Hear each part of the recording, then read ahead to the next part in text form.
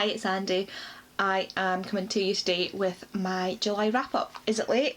Probably, because I'm filming this on the 3rd of August and it will probably not get uploaded until not Monday coming but the next Monday. But it doesn't matter, as long as it's done. That's all that really matters. So I've got a new setup again today because I'm still faffing around with the setups. I've got my ring light up there, my camera, my actual DSLR camera, and a mic that my wife has lent me because she uses it for her gaming, but she's not using it currently, so I'm getting to use it. I hope this is in focus because I can't see because I've had to take my glasses off because I had to put my glasses on because I was getting a headache. So this could be a hot mess, but that would just be on brand. Don't know what's happening with my hair because it's all over the place and really frizzy for some reason. Most likely the humidity that's happening in Scotland at the moment. My hair does not do well with humidity. Thank Monica and friends. Anyway, all that aside, I have a brand new box that I'm keeping my TBR and my wrap-ups in so that I can just pick them up and I know where I'm going with this and it makes things so much easier. So I'm going to stop blethering and blabbering and get right into my July wrap-up. First book I read was One Night on the Island by Josie Silver. This is a contemporary romance novel about our two characters whose name I can't remember because, let's face it, I can't. So there's Cleo and there is Mac. Cleo is a journalist who does a column mainly about finding your flamingo, so like finding your lobster in French terms, because flamingos mate for life. And she decides to, or her and her boss come up with this idea that she's going to go away to this island for her 30th birthday to self-couple and marry herself to show that you're worth loving yourself. I don't know. And she goes to stay in this cabin on this island next to Ireland, and she ends up getting to this cabin to find that Mac is also staying there. Mac is an American who is related to the guy that owns the cabin, who has said he can use it. Has totally forgotten that both of them have said that they're going to be there, so they end up being stuck together. I love forced proximity romances, so I really like this. Mac is going through a horrible separation with his wife and he's got two kids that he loves more than anything and just wants the best for. Cleo is sort of trying to discover herself, that now that she's turning 30 and hasn't had a significant relationship in that time. Given that I'm about to turn 30 this month, and maybe even have turned 30 by the time you're seeing this. My birthday's the 21st of August, so I don't know if I'll be 30 or not by the time you see this video. I'll be like either this close or it'll have passed. So I really enjoyed it from that perspective, and I really enjoyed the scenery and the way it was written. It's very much a laid back, just pick it up and read it book. So that I really enjoyed. And obviously, given that it's a romance, our two characters end up together. No surprise there. Really enjoyed it. It actually made me want to read One Day in December. I do think this is a really poorly done title. One Night on the Island to me said that it was going to be one night and everything was going to be concentrated in that one moment. It wasn't. It was over a course of some time, but yeah, other than that, I couldn't fault it. I really enjoyed it. Next up, I started on reading all of my Alice Oseman. So I read Nick and Charlie, followed by This Winter, followed by Solitaire, all by Alice Oseman. Understanding afterwards that I probably should have read them in the order that was opposite. So Solitaire and then these two, because that makes more sense when you think about story-wise. But anyway, really enjoyed these. Alice Oseman just hits it home again. Solitaire was not what I was expecting. Basically it follows Tori Spring, who's Charlie from Nick and Charlie and from Heartstopper's sister, and this group called Solitaire who are pulling these pranks on school and doing stuff that's not exactly great, and she's trying to figure out who they are. It's definitely not what I thought it was going to be. I think I enjoyed it less because of that, but I still really enjoyed it once I got into the groove of things. This Winter and Nick and Charlie are just short stories about one of the Christmases and you know, just a story about Nick and Charlie. It's just this, I just love Alice Oseman and I love this family, these families in this world, so I obviously enjoyed that and will continue to read. I think I've only got Loveless and Radio Silence left to read, and I was born for this, but I was born for this is not in the same sort of thing as these. Next up, I read one that made me ugly cry, and that is You've Reached Sam by Dustin Thau. I googled this and I've forgotten how it's pronounced. Anyway, You've Reached Sam, basically our main character, whose name again I can't remember, Julie, and her boyfriend Sam, and unfortunately Sam passes away in, I believe, a car accident. Yeah, and she's not dealing with it well. So she calls his mobile one last time to hear his voice, and Sam picks up. And so Julie begins her journey with Sam on the phone night after night, sort of learning how to live without him, because they were so wrapped up in each other that the idea of living without each other was just too much. So it was absolutely heartbreaking, and really, really, like, I wanted to use this for the mid-year book recap tag, What Made You Cry prompt, but I read this in July, not June, but oh my god, this made me ugly cry. Like, this made me, like, ugly cry. It was just so good. I really, really enjoyed it. So, if you're up for a good cry, you know, go for it, read it. Next up, I read Not Here to Be Liked by Michelle Kwok. Again, I googled this. There are so many different ways that it appears to be pronounced depending on who you asked and which region of Asia that is pronouncing it. So I'm not 100% sure how to pronounce her name. But basically, you've got these two characters. Sorry if you can hear my phone going off, but apparently somebody wants to speak to me, which has not happened all day. Basically, you've got a main character, again, whose name I can't remember, Eliza, who has been like the star pupil at this newspaper, and she thinks she's going to be the editor for next year, which, considering she's running without anybody against her, that seems like something that might actually happen. And then all of a sudden, Len decides that he wants to be the editor, runs against her and wins, but he's only been at the paper for like 5 minutes and has barely written anything, and definitely has not done as much work as Eliza.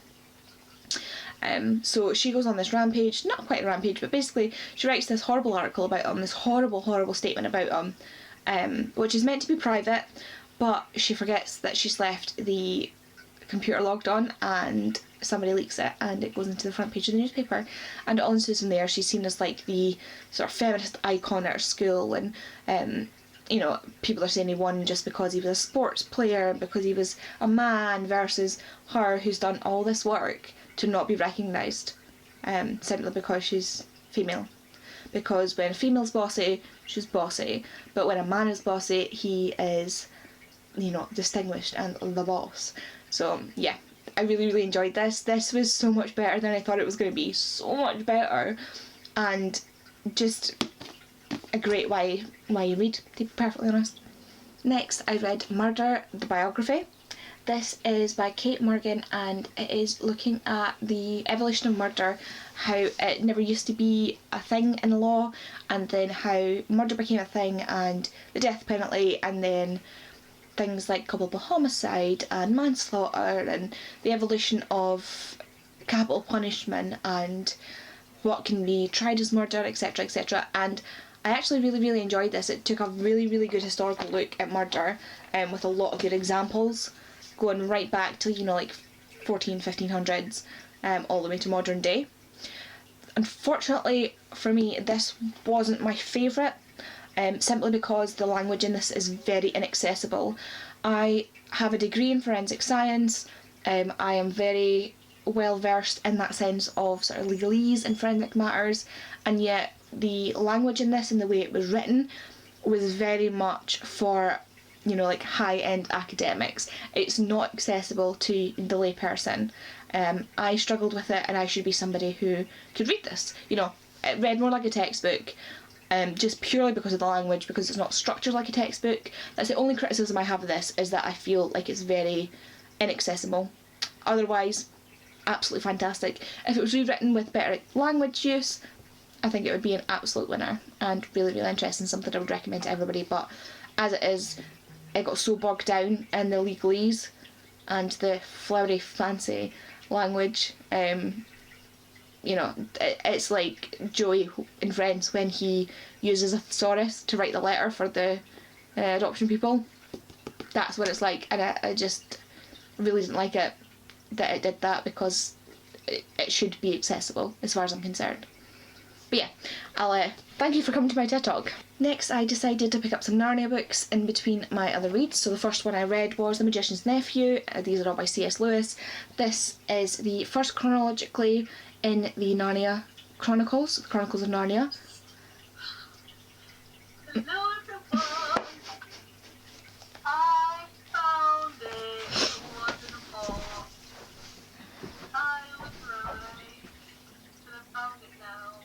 So this is first in the chronological order of the Chronicles of Narnia, but it is the 5th or 6th in the publishing order, but I definitely would say read them in the chronological order. It makes so much more sense when you do it that way, and there are characters in the end that you really, really become to appreciate. So The Magician's Nephew is the creation of Narnia, basically. So you've got our main character, Diggory. Again, me with names. So you've got Diggory, whose uncle is a magician, and Diggory is sent to live with his aunt and uncle because his mum's sick and they're looking after her, and he is so bored in London. He's used to being out in the country, and he meets this girl next door called Polly, and they decide to go on adventures, and one of the places they go is this in-between space in their houses. So when you go into the attic or the loft, there's this crawl space or walk space that goes along all of the houses, and they, like in the row, and they want to explore the one on the end, which has been empty, and accidentally end up in Diggory's uncle's study that he's not allowed in. And basically he sends them to this wood between the worlds, and they find themselves in this horrible world. When they go through one of the ponds, they come out of that pond and end up in this dark place where there's no sound and nothing there, and then suddenly they hear this song, this noise, up comes Aslan creating Narnia. And it's, you know, that story and how the White Witch got into Narnia as well. Diggory is a really good character to read from this perspective as a child, because Diggory, spoilers, well warned that it's spoilers, Diggory is in fact Professor Kirk, or Kirky, depending on how you want to pronounce it, who is the professor that the Pevensey children go to stay with in The Lion, the Witch and the Wardrobe. So that answers some questions, if you had any, as to why he believes them so quickly about ending up in Narnia through the wardrobe.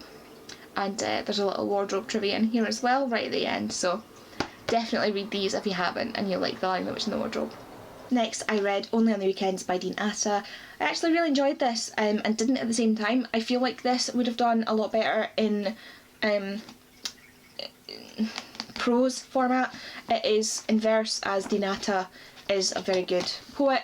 Excellent in the format that it's in, but I think for me personally, because I struggle with things written in verse, especially when it's this much and this heavy, of just verse, I struggle with it. So for me, if this was written in prose, I would have liked it even more. Saying that, I think it was like a high 4-star, low 5-star, so, you know, shut up. So yeah, this is about, again, characters' names. Mac, who has a crush on Kareem, and they eventually get together, and then Mac's dad, who's a film producer in London, says, look, we're moving to Scotland for a new film that I'm filming, which is starring a transgender teen named Finlay.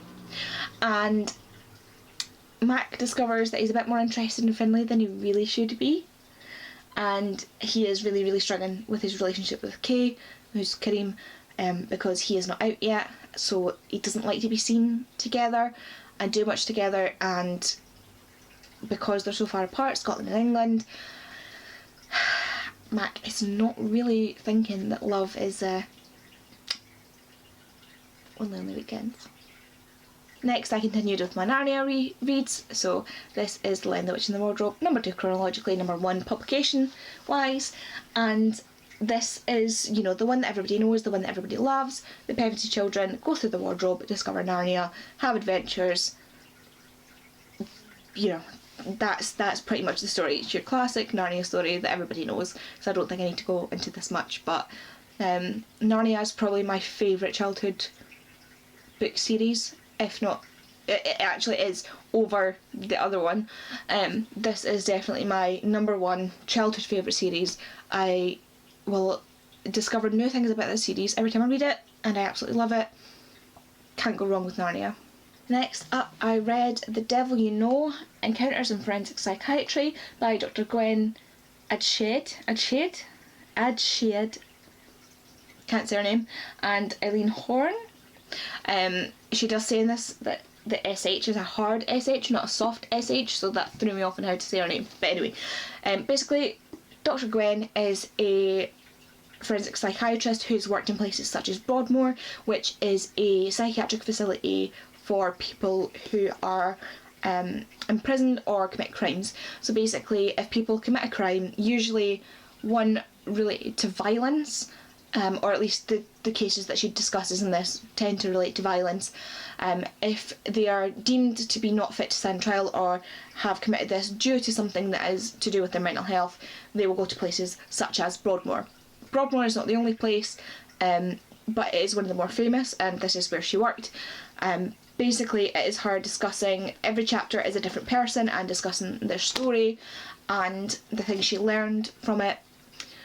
And I'll be honest, this gave me a whole new outlook on life. This, unlike the murder one, this was so accessible to read, this was so easy to read, and it gives you a level of compassion for these people, as they're called in this book, because that's how people tend to speak about them.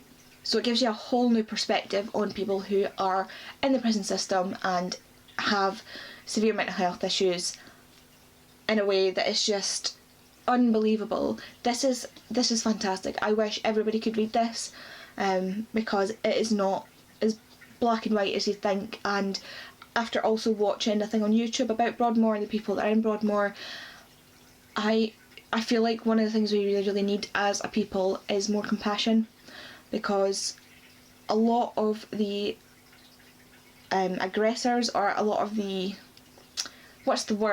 a lot of the people that commit these crimes and do these things tend to have been abused in some way in their past. It doesn't give them a pass at all for abusing other people. But the reason I'm talking about this is because in the sort of documentary thing I was watching about Broadmoor, there was a man who, his face was blood and everything, so nobody could know who he was, who was in Broadmoor because of a violent offence and because of his severe mental health issues, which had led to the offence being committed.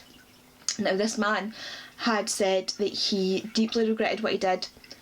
What he did was mainly based on his mental health issues, so he wasn't in his right mind when he did it, and he did say if he had been in his right mind he would never have done it. Nobody died. I think it was an assault of some kind, but his mental health was just so bad that he was at danger of repeating the offence, or repeating an offence.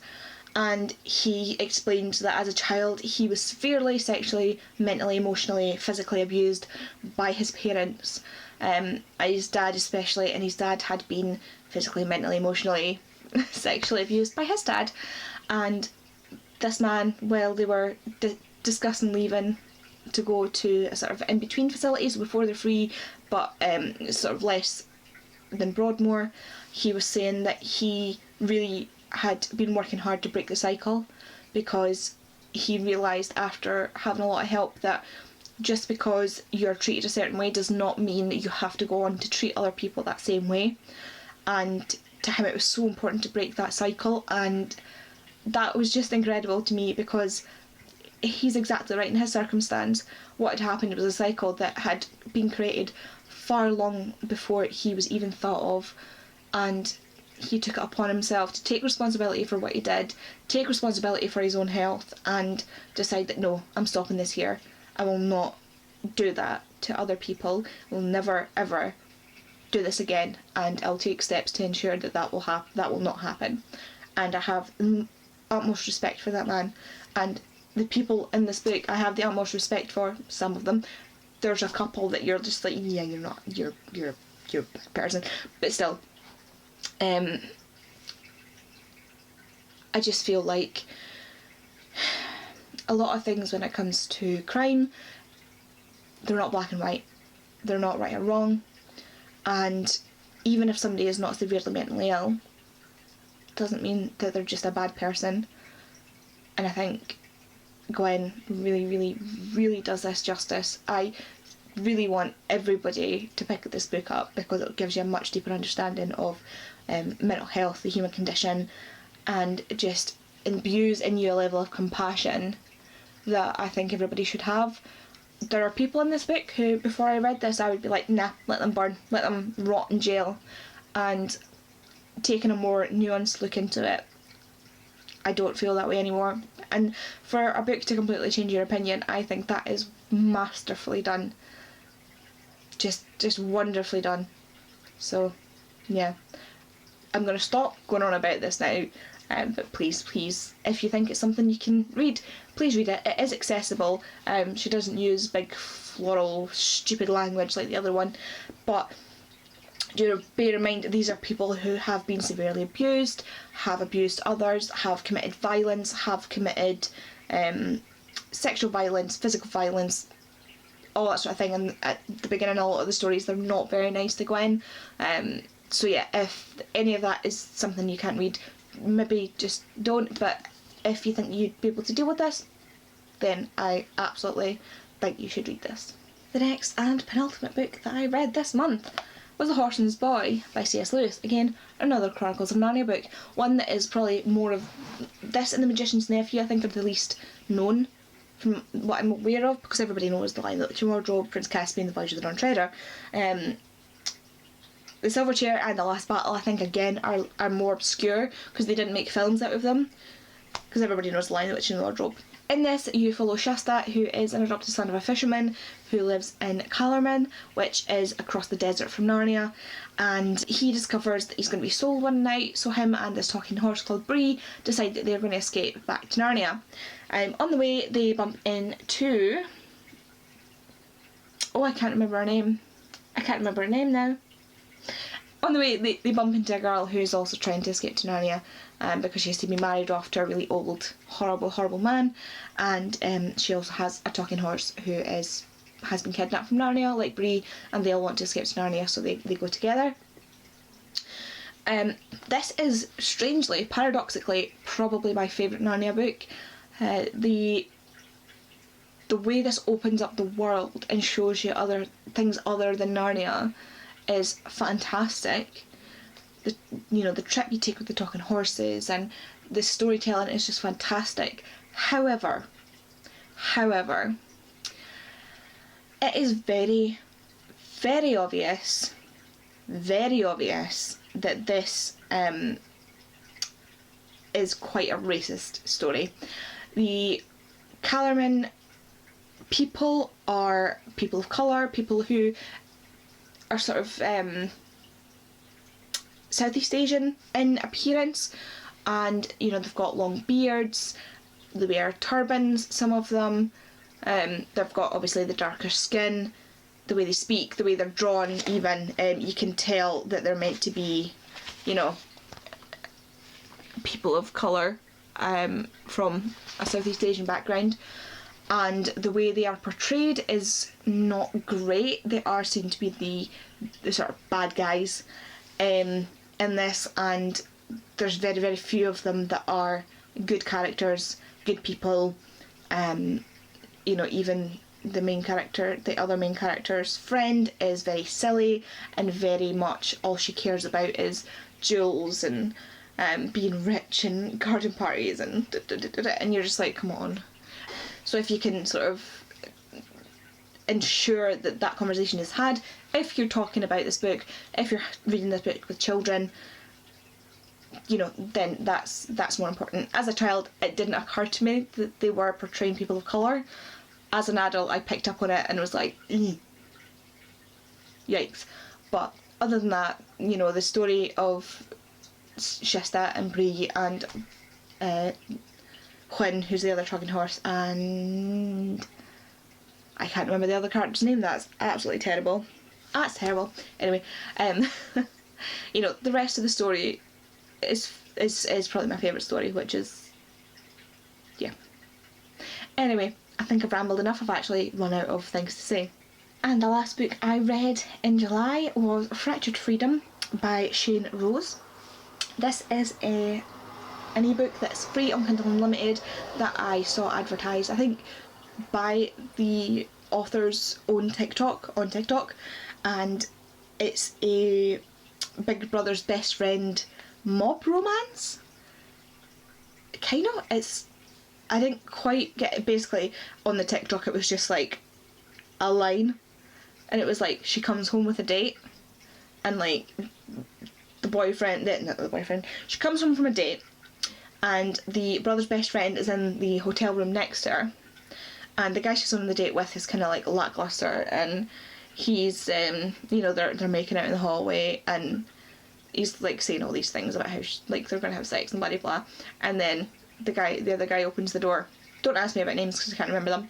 Opens the door, and he's like, yeah, I don't think you're gonna get that far. And the guy's like, the date's like, what do you mean? He's like, because I know what she sounds like when she wants to be, and that's not it. And he's like, who the hell are you? And he's like, I'm the guy that's gonna finish your date. And he like sends him away, and then obviously like finishes the date. So it was like really just like, that hooks me. I loved it. The line is like, who the hell are you? I'm the guy that's going to finish your date. And I was like, I need to read this book. I need context around this whole thing. Absolutely hilarious. I really enjoyed this. It was such like, I'm really starting to understand the Kindle Unlimited smut book thing, because some of the way it's written, like, this book is so problematic. If I was that main character, I would have punched that guy so hard in the face. Like, the brother's best friend, the brother's best friend, like, who the hell does he think he is? But at the same time, it's like, I get it. I don't know. Now I'm rambling again. But yeah, so really enjoyed that as well. I really enjoyed everything I read this month, actually, which is really good. The only thing I didn't really enjoy was the murder book, and that again is mainly because of the inaccessibility of the writing. Everything else I've really enjoyed. I'll be continuing my Narnia reread into August. I only have, so currently I'm about to start Prince Caspian, and then it'll be the Voyage of the Dawn Treader, then the Silver Chair, and the Last Battle, and that'll finish up my Narnia reread. And I'm also taking part in Spoopathon this month, and I'm also taking part in the Magical Readathon and August. So I've already done a TBR for that. If you've not watched it, go watch it. Just go watch it. But you know, leave a comment here if you want to, if there's any of these books that you've read, and you know, discuss with me what you thought of them down below. If you haven't read them and I've made them sound interesting, tell me. You know, let me know, because that's what I'm here for. So yeah, I'm going to go because I am losing my train of thought. It's just choo-choo. Oh wait, it's gone. And yeah, this is what you've got to deal with most of the time. This is me on a day when I'm not absolutely exhausted, so I apologise for this video being all over the place. I'm going to go now. I hope you enjoyed the video, and if you did, please maybe think about subscribing or liking this video. That would be really appreciated, and I hope to see you in the next video. Bye!